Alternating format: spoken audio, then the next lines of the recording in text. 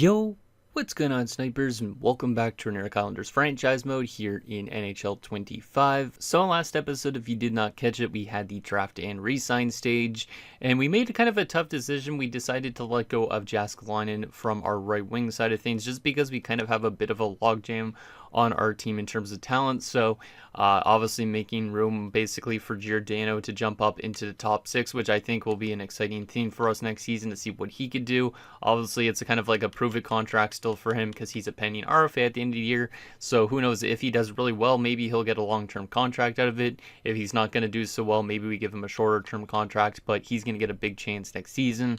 Aside from that, we didn't really let go of too much other players. We have still a very, very solid roster, I think, going into next season.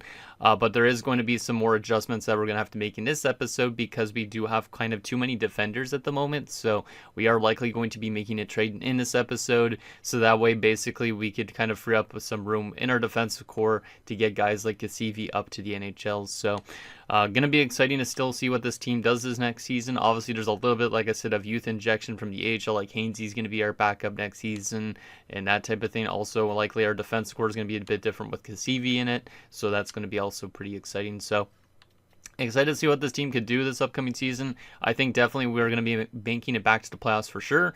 Obviously, I hope that we can make it back to the Cup Finals again, though. But so far, we have like an 0-3 record in Cup Finals, which is not a great thing. So hopefully, sooner rather than later, we could actually win a Stanley Cup when we do get to a Finals. But anyways, before we get into the free agency portion of the offseason and getting into maybe simulating a little bit of the season, let's get in your guys' comments and see what you guys have to say about last episode, and then we'll get all into that type of thing. So the first comment is from Garage TV, who says, "Damn by Jask." And yeah, it was kind of tough to let go of Jääskeläinen, but it kind of makes sense for our team with the amount of players, like I was saying, that we have. He was a good fit here, but a lot of players on the team actually didn't have, like, I guess, close connection with him, because for some reason when we let him go, nobody lost morale. So I guess he wasn't necessarily the most favorite guy in the locker room, but he was a pretty solid player for us when we brought him in from Pittsburgh, because when he was in Pittsburgh, basically just a 19 to 20 goal guy, not really doing too much offensively. Then he comes into us, picks up 26 goals and 34, and then 42 last season, and had a really, really good playoff. So I'm expecting him to do pretty good wherever he goes in free agency. Was kind of, like I said, a tough one to let go of, but I think it makes sense for us to do that, just because obviously having so many guys listed as second liners, I don't think it makes really much sense to have those guys that are listed as second liners being on the third line for the most part. So getting rid of Jääskeläinen frees up a little bit of roster space and gives us a chance to give like guys like Leahy maybe some power play time this season, Giordano some top six ice time. So I think it's a good way to give our younger guys an opportunity this year. Next comment is from Michael Dose, who says that draft class was one of the worst ever. And yeah, that draft class was pretty damn abysmal. We did grab ourselves one decent prospect out of it, which was the low lead, I'd say. But aside from that, there is like a lot of weak players from this draft class, because you could see Novoseltsov, solid pick, low lead, 64 overall. But then we also have guys that are low top 6Ds like McGinnis, Seabrook, and Hillman. So not great players there. Sprooks, I don't think was from this draft class. I feel like there was some other guys, but I don't know if I signed them or what.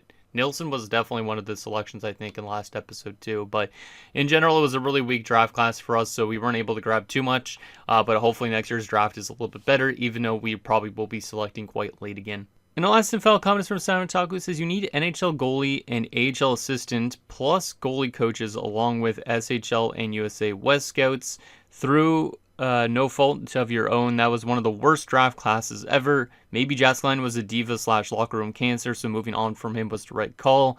On the D-core, keep Boyd since he could play either side. While you could probably get more in return for Saamelainen, Sierra makes more of a sense as trade bait since he's in the last year of his contract and would still have RFA status. So, yeah, we are probably going to be parting ways with Sierra in this episode. I was thinking it would make the most sense in that end of last episode, and I still think it obviously makes the most sense to part with him, just because obviously he's a pending RFA, so the team that we're dealing him to could still hold on to him and all that.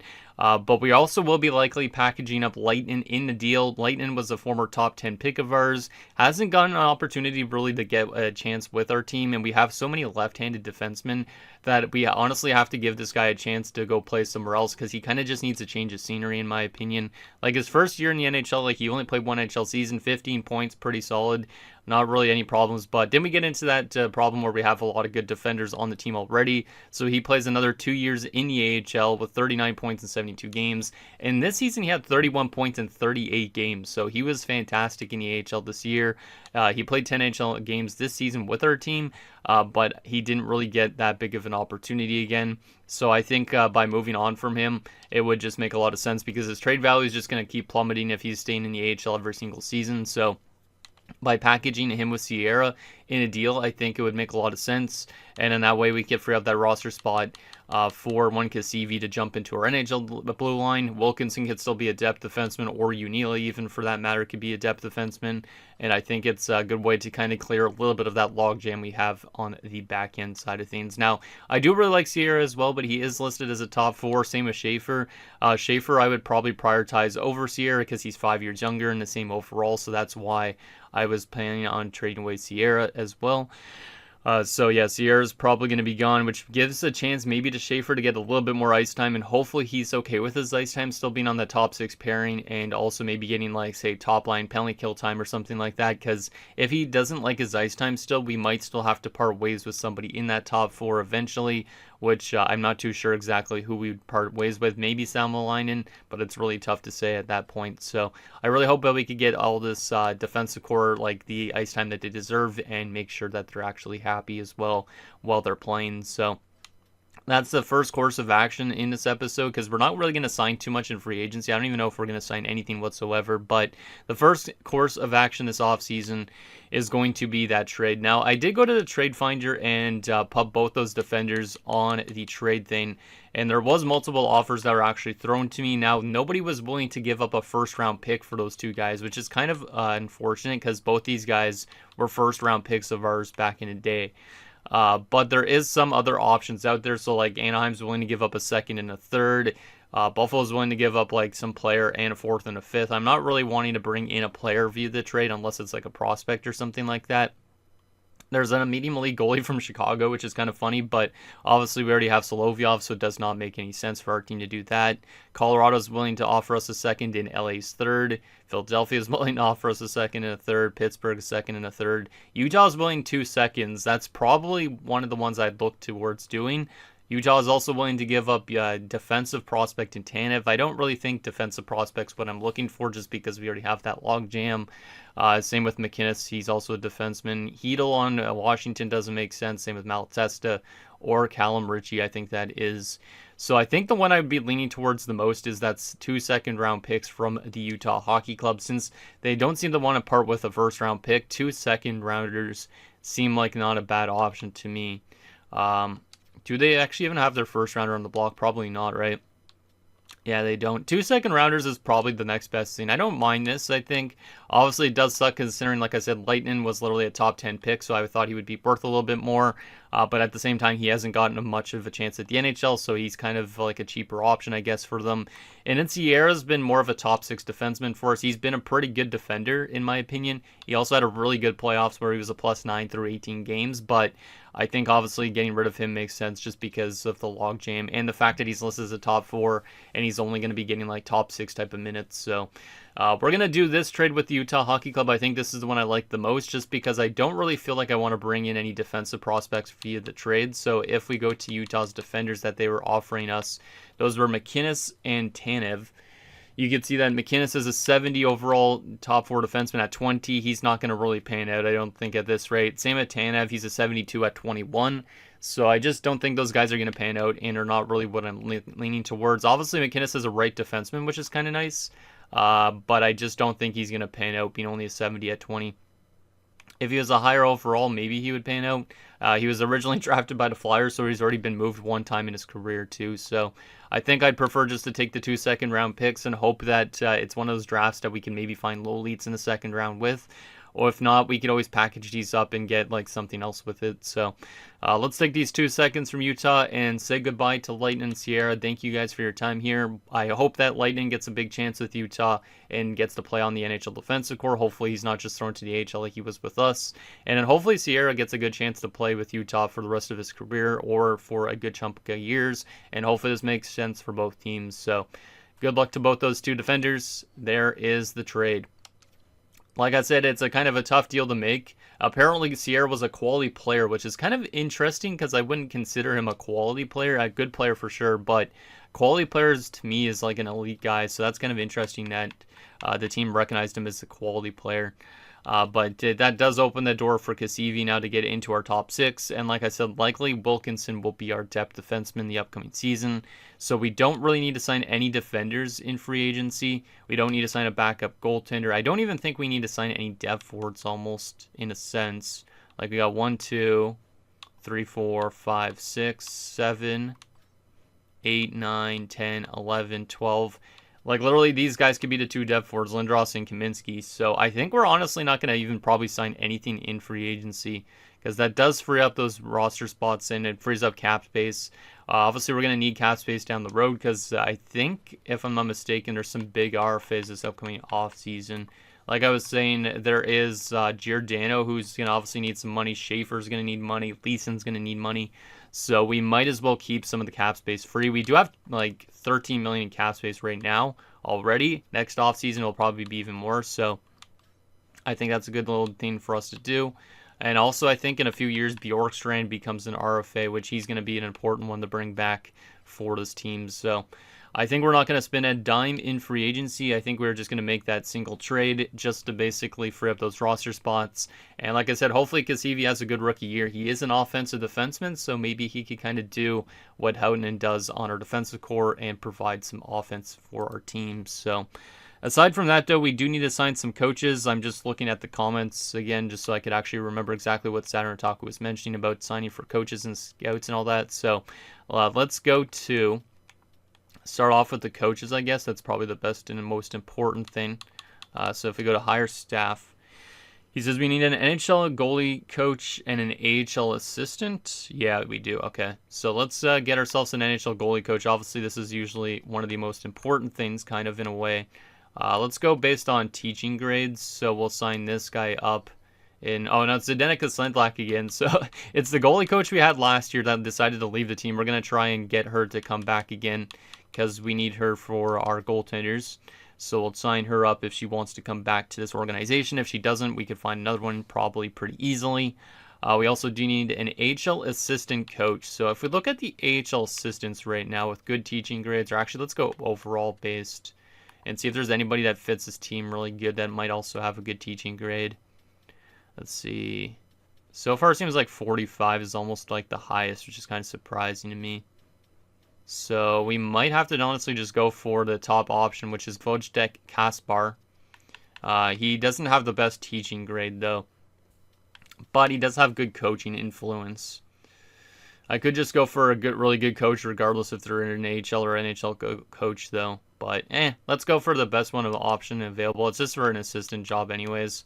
So we'll sign up Casper, and he'll be coming in as the assistant. So those are the two coaches we need. He said goalie coaches as well for the HL too, which I'm going to probably wait on. I'd like to have that one spot available just in case we need to rework the coaching staff.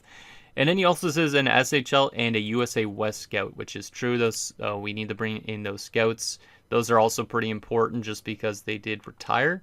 So we need to make sure that we find ourselves some new scouts, which I don't know why I can't find. Where is the scouts thing? Isn't it up higher than this? Oh, yeah, here. There you go. If we go to coaching staff and then bounce over to scouts, there you go. Now we can find those scouts. Okay. So SHL and USA West, we don't really care actually if they're fit that region. We just need the best overall ones. So we'll sign Masulis as one of the options. Michaela Masulis, you'll come on in. And we'll sign, what's your name? Bennett Reed.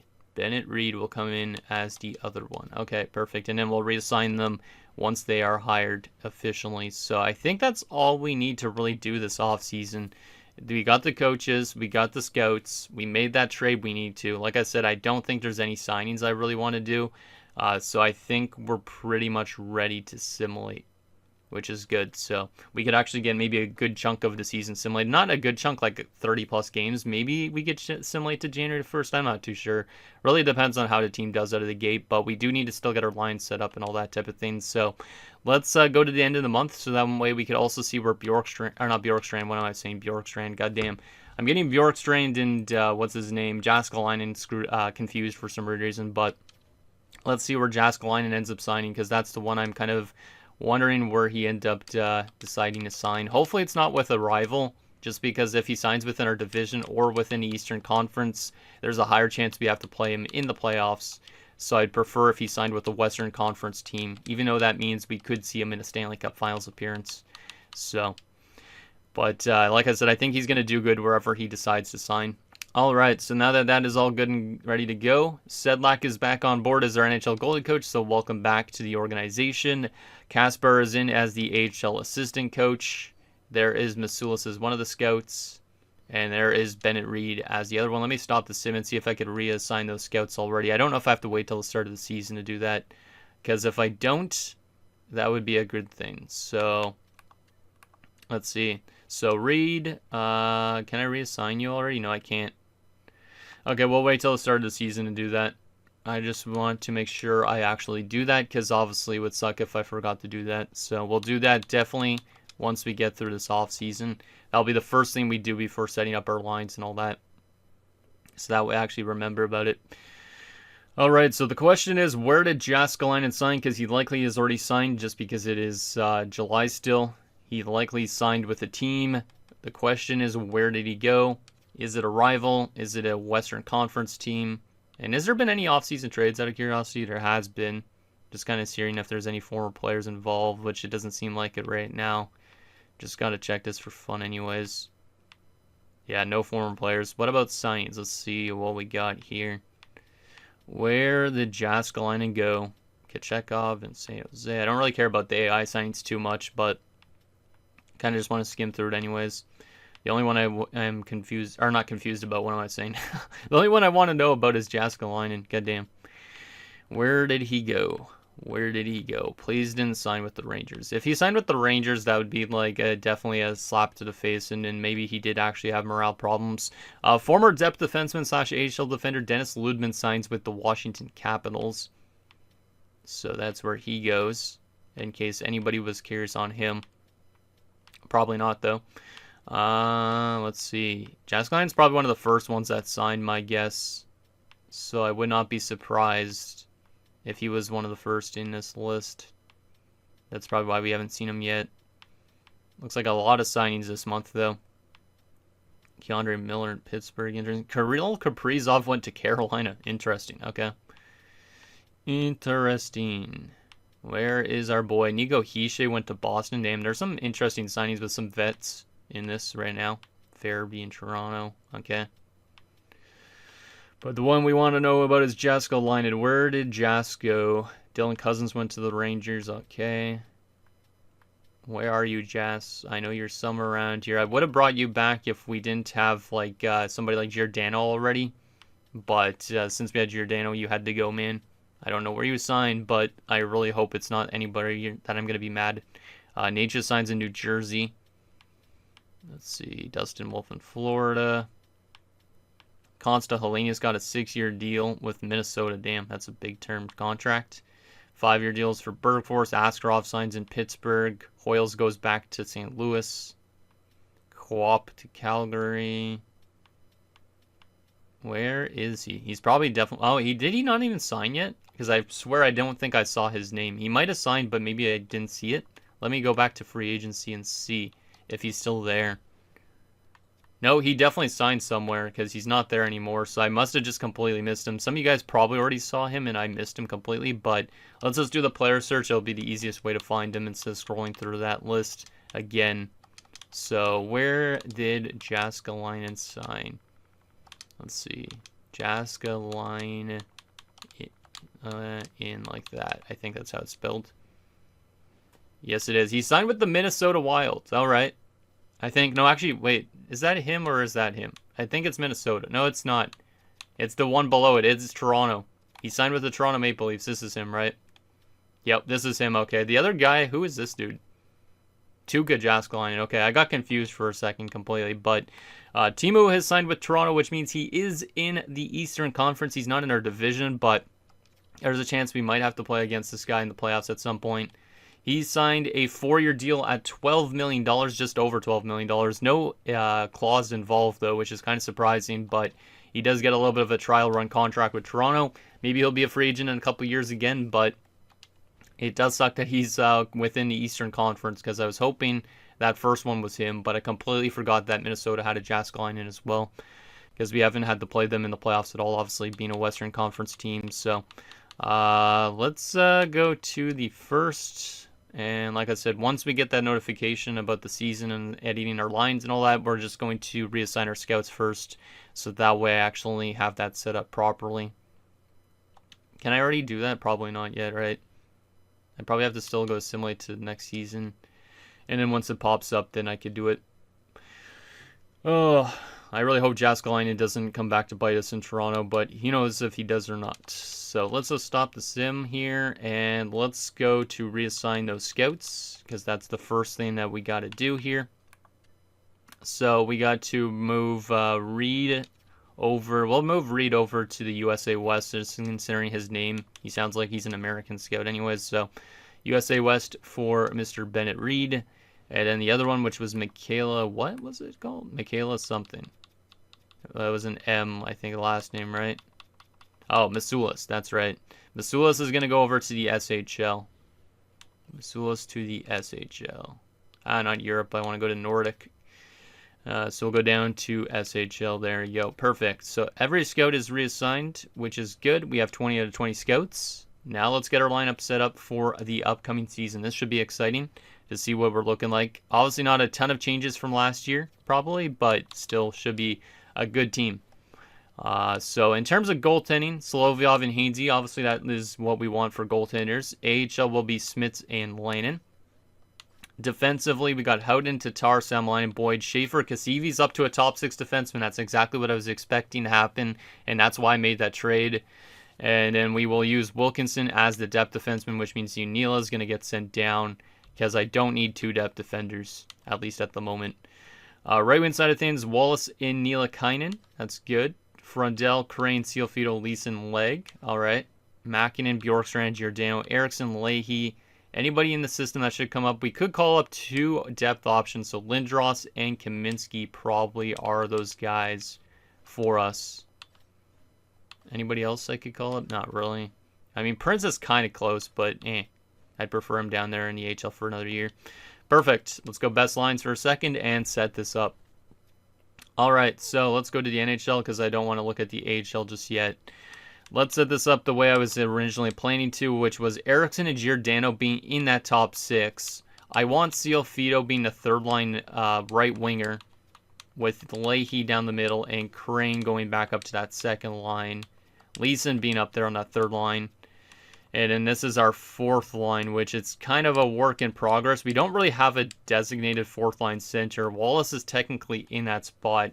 He's not the best at faceoffs, but I could still use him there for the chemistry boost right now. However, he could come out of the lineup and we could put one of these guys back in that spot again, because they do play center. So Wallace for now will start in the lineup, but I think that's looking pretty damn great.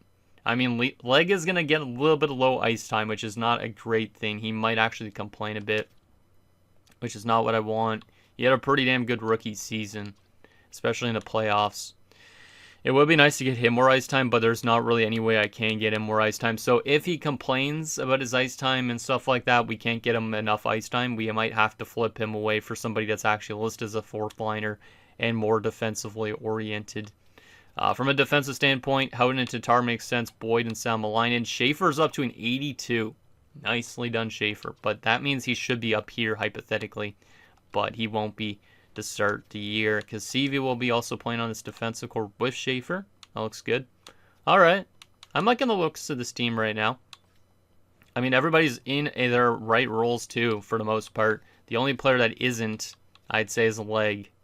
Because Niilakainen is a third-line checking forward, so he should be okay. Wallace is a depth forward. Yeah, I'd say this is pretty damn good in terms of how it's set up. This is probably the way we want it going forward. Like, the chemistry on the offense, the defensive chemistry, everything looks pretty good. I'm not too sure about the special teams yet. Let's take a look at that. Mäkinen, Frundell, Sealfido, Hatton, and Bjorkstrand, that's fine.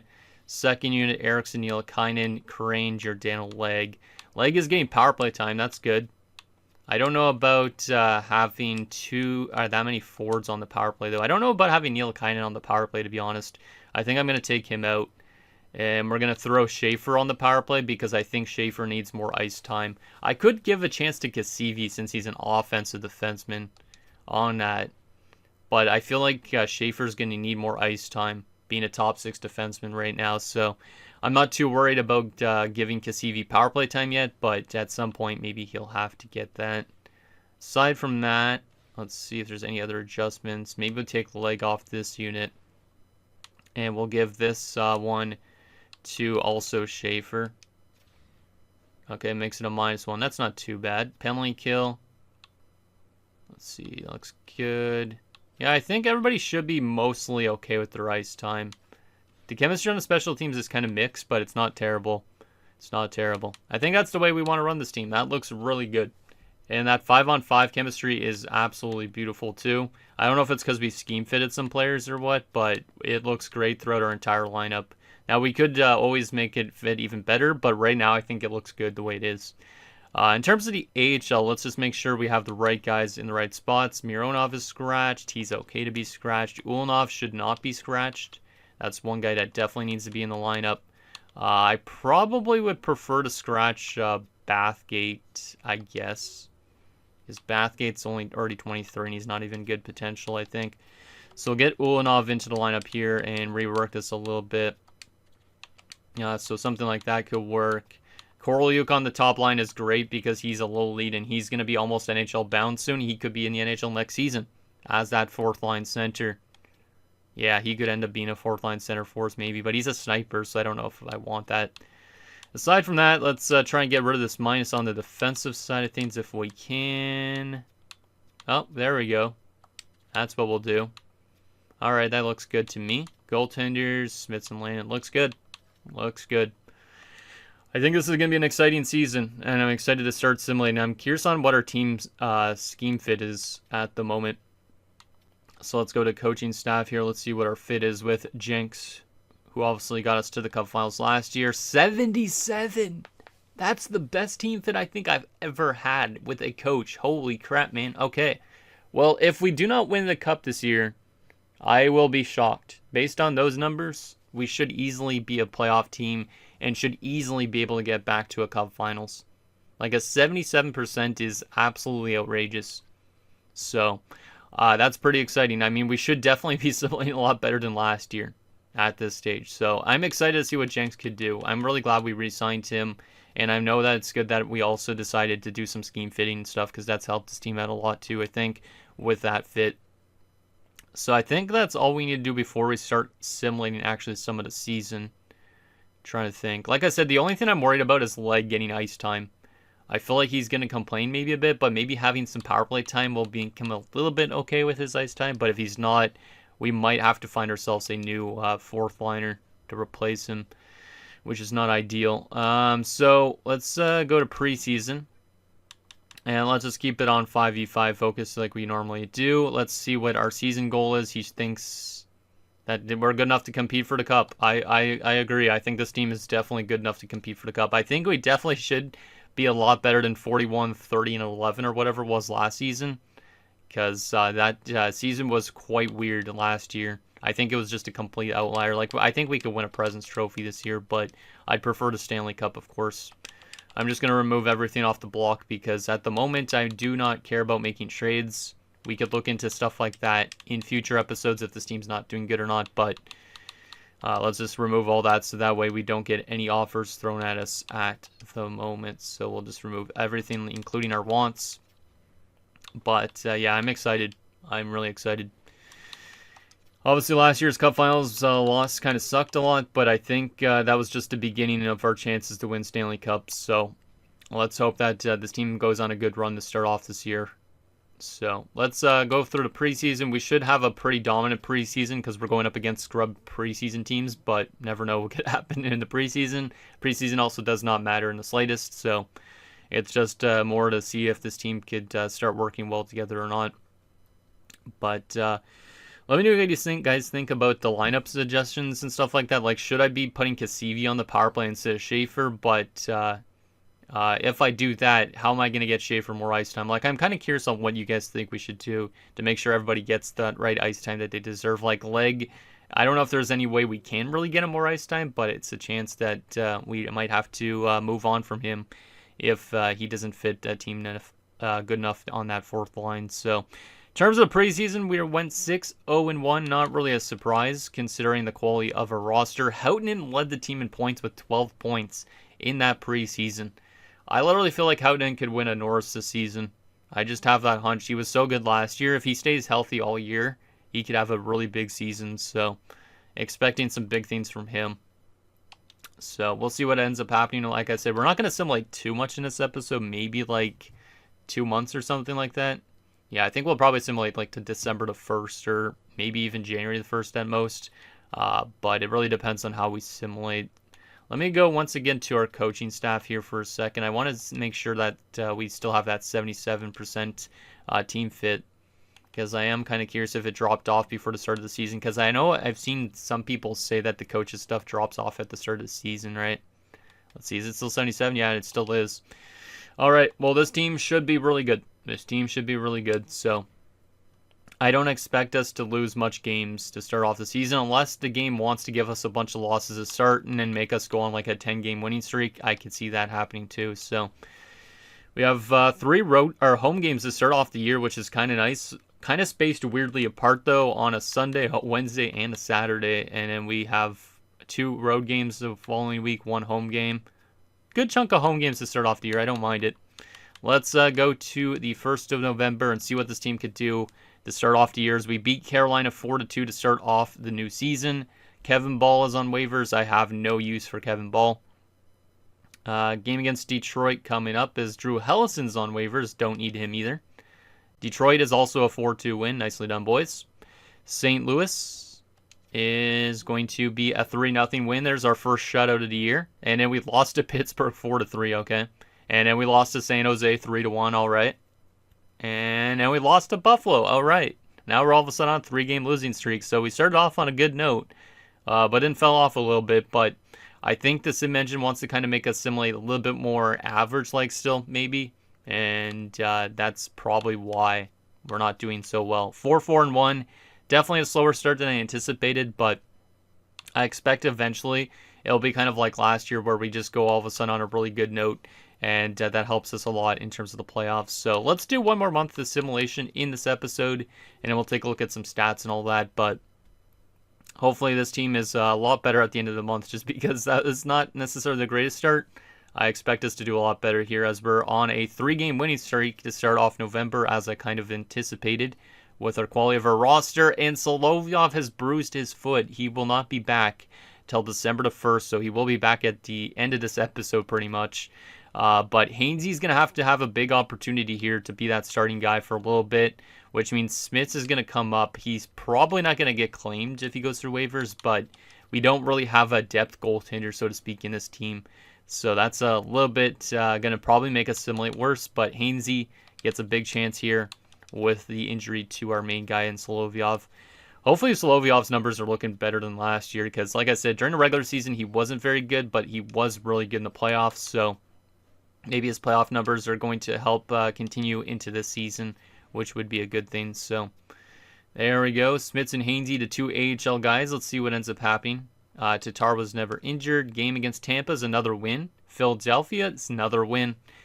See, that's what I meant. Like, you can't really expect too much out of your guys in the first month, because now all of a sudden we're winning almost every single game. We just lost to Anaheim, but we are still winning a lot. And now Ericsson's gone down with a sprained ankle out till November 27th. Let's just go replace player. It's short term anyways. And I don't care if we play a guy like Lindros in the top 6 too much. Game against Boston, 5-1 win. Toronto is a 3-2 win. And Solovyov is back. That's good news. Ericsson's apparently healthy too, it looks like. So we will send Smits back down. Did Smits get to play any NHL games out of curiosity? Looks like he did. And he was pretty damn dreadful. Well, kind of anticipated. An 828 save percentage through 3 games from the AHL goalie, so we'll send him back down. He does not get claimed, of course, because he's not good enough for most NHL teams. So we'll go back to our goaltending situation here, and we will throw Solovyov back in. Hopefully he does not get re-injured because I don't want him to be battling injuries all year. And Eriksson should be healthy too, which I meant to put him in the lineup in. Oh my goodness, Solovyov bruised his foot for the second time in a couple days. I thought he was going to be healthy. And Eriksson was actually scratched, which is not good. So I should have probably went back to the lines, but it didn't even say that he was healthy fully, I don't think so. But 2 bruised foot injuries for Solovyov, which means Smits, who's not been good so far when he's been up here, is back for the NHL team again. We'll get Eriksson thrown back in. Didn't mean to scratch him for a game. Sorry about that, man. And we will get Smits back in as the NHL backup. And there's another win. All right. So we won't see Solovyov till the middle of next episode because he won't be back, or not the middle of next episode, till the early stages of next episode. He won't be back until we play Minnesota. But we are 16-6-1 after what was kind of a weird first month. We have definitely found ourselves quite a bit, and we're one of the best teams in the NHL at the moment, as I kind of anticipated. Should I go up to the 16th in this episode? Let me see. What time is it in episode? 36 minutes. You know what? I'll simulate to the 16th, so that way we can get Solovyov back in fully healthy and all that for next episode. So I think that's what we'll do. Just simulate a little bit more here, even if it means losing some games or not. But I think this team's definitely playoff bound. Honestly, it's been a little bit of a weird season at times because we have lost a couple games in a row and stuff like that. But like I said, I think the game kind of sometimes gives you losses just to make sure you don't simulate too good and then you're not out in the first round or something like that. But Solovyov is back. We'll send Smits back down. I really hope Solovyov stays healthy now because if he keeps getting injured all season long, relying on Pedro Hainsey all year is not necessarily what I had in mind. So let's get Solovyov back in here. And we'll go to the AHL and take this Kuhlman guy out that they signed us and throw Smits back in. Perfect. Now, Solovyov, stay healthy for me, my man. You only got a couple games, and then you should be good to go. And Amadio's back for the AHL, which I don't even remember where this guy was playing. Oh, it was where Bathgate was, of course. There you go. Amadio comes back in. Perfect. Hopefully the AHL team is doing good, too, because I would like the AHL team to have some playoff success as well. All right, we got Nashville and Minnesota. Nashville is an overtime loss. Solovyov is fully healed now, which is good. Let's just go through this Minnesota game for fun, too. And that is going to give us another injury. Why did I simulate another game? Kari Mäkinen's been injured with an upper body injury, and he's out till December the 23rd, so that's not too long-term either. Let's go to edit lines here. And that's going to give a chance to Eriksson playing top-line minutes and Leahy playing in the top 6, potentially, which is kind of exciting. We'll do that just to give him a chance. And we'll throw in Lindros in the spot, I guess, just because he's a sniper instead. Perfect. All right, we beat Minnesota too, so 28-2. A little bit of an injury-riddled season so far, but it has been a good one. Let's take a look at some stats and see who's been doing what for his team at this stage. So in terms of the entire league, in terms of stats right now, how are we doing? We are the second best team in the NHL, only behind the Blackhawks, so we are the best Eastern Conference team right now. In terms of goals for per game, we are one of the best offensive teams right now. Goals against per game wise, we are the third best defensive team despite Solovyov going down multiple times, so that's huge. Our power play percentage is also really good. And our penalty kill percentage has been really bad, actually. So we're not a good penalty killing team right now, which might be okay in terms of playoff simulation. 11-3-1 on home ice, 9-5-1 on the road. So we're not a good penalty kill team, but everything else is good. All right. And holy crap, Anton Freundel's already on 46 points in 30 games. So the captain is all of a sudden coming through with a lot of good offense, and he is leading the team in points. Damn. What a start for the year for Anton Freundel, because last year he only had 60-something points, right? Yeah, he only had 69 points all last year, but he's already on pace to beat that. So a very big year, looks like, for Anton. Mäkinen on 31 points in 30 games. Obviously, he just got injured, but he's only out for like a week or so. Bjorkstrand, 27 points. He's been good. Giordano's on 23 points since being put into the top 6. He is -8, but he is doing much better offensively with a bigger role, it seems like. Cialfido, 23 points on the third line. Crane has 17 points. -6. So maybe Giordano's taking away a bit of offense from him a little bit. Leeson on 16 points has been good. Eriksson's got 14 points in 25 games. Only 2 goals even as a top 6 forward. Maybe he's more suited for that third line, and maybe you should have Ciofito in his spot instead. Leahy's on 14 points. He's been solid, kind of 9 points. Looks like the depth scoring is pretty decent. And then the depth options like Kaminsky's almost point per game, so that's kind of neat. But for sure, in terms of why did I just glitch out? What the heck just happened there? I went to sort by plus minus and it glitched out. That was weird. But in terms of plus minus, Giordano's definitely been a bit of a bad defensive player. Same with Karain right now and Eriksson. It's definitely been that second line that's a bit of issues, but it's not terrible. It's not terrible. From a defensive standpoint, Houghton's on 37 points in 30 games as a defenseman. Let's go. This could be his year for the Norris, like I said. And he's just building off of what he did last year where he was almost point per game. So Houghton's looking really good. Tatar's on 11 points. Salmaline's only on 8. Schaefer's on 7 -3. Looks like he's okay with his ice time. Yep, he is. Kasivi on 6 points. Boyd on 3 assists. Not bad. Goaltending. Hainsey's got a 9-10 and Solovyov has a 9-25. So Solovyov, when he's been healthy, has been really good, just like last year's playoffs. Meanwhile, Hainsey's been really good as that backup / starting guy when Solovyov's been down. So shout out to Hainsey, who's been good. I expect some of those numbers to come back down a little bit, but so far the goaltending's been really good. All right. I actually should take a look at stats around the league briefly too. Who is leading the league in points? Frank Nazar, but Freundell's third in points. Damn, all right. So far everything's looking pretty decent. Like, obviously we're still early enough into the season that I don't think I'm going to make any trades necessarily to start next episode, but obviously the injury's a little bit of a concern, but everything else has been really good. So hopefully that momentum carries into the rest of the season, Sim, and hopefully we have a good rest of this year. But anyways, guys, that's going to do it for this episode of New York Islanders franchise mode. So in next episode, we'll simulate more of the season, probably up to the trade deadline. So a good chunk of season sim. We'll see what this team could do in the next 30 games or so. I think obviously playoffs are a no-brainer at this point, but I'm not too sure if there's anything we need to do in terms of adjustments to get other guys to start simulating it. Haven't been simulating good, or do we just want to keep it the same and run this team pretty much back again into the playoffs? So let me know down below, and I'll see you guys next time.